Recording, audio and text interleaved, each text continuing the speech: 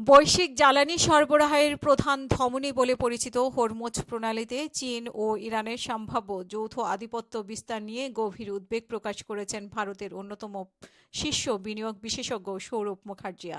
মার্সেলার্স ইনভেস্টমেন্টের এই প্রতিষ্ঠাতা এনডিটিভিকে এক সাক্ষাৎকারে সতর্ক করে বলেছেন যে হরমুজ প্রণালী নিয়ন্ত্রণে চীন ও ইরানের হাতে চলে যাওয়া ভারতের জন্য এক দীর্ঘমেয়াদী ভূ রাজনৈতিক ও অর্থনৈতিক বিপর্যয় ডেকে আনতে পারে।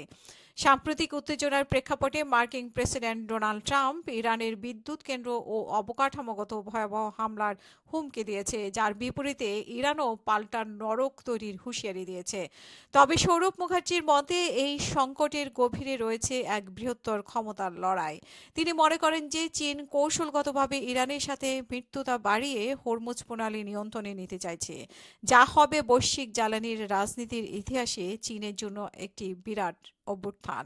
এই নিয়ন্ত্রণ এক বা দুদিনের বিষয় নয়, বরং এটি মাসের পর মাস স্থায়ী হতে পারে বলে তিনি আশঙ্কা করেছেন। কার্নেগি এন্ডাউটমেন্টের গবেষক আবদুল্লাহ বাবাবুদেও এই মত সমর্থন জানিয়েছেন। চীন বর্তমানে বিশ্বের বৃহত্তম খনিজ তেল আমদানিকারক দেশ। মধ্যপ্রাচ্যে তেলের উপর অতি নির্ভরশীলতা থেকেই বেইজিংয়ের এই অঞ্চলে তার সামরিক ও কৌশলগত প্রভাব বাড়াতে মরিয়া। ইতিমধ্যেই 2021 সালে ইরানের সাথে 25 বছর মেয়াদী কৌশলগত চুক্তির মাধ্যমে চীন সস্তা তেল পাওয়ার পাশাপাশি সেখানে বিশাল বিনিয়োগের পথ প্রশস্ত করেছে।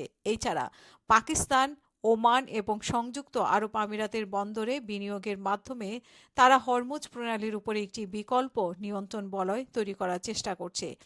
এই ভূরাজনৈতিক অস্থিরতার ভারতের জন্য দ্বিমুখী সংকট তৈরি করছে।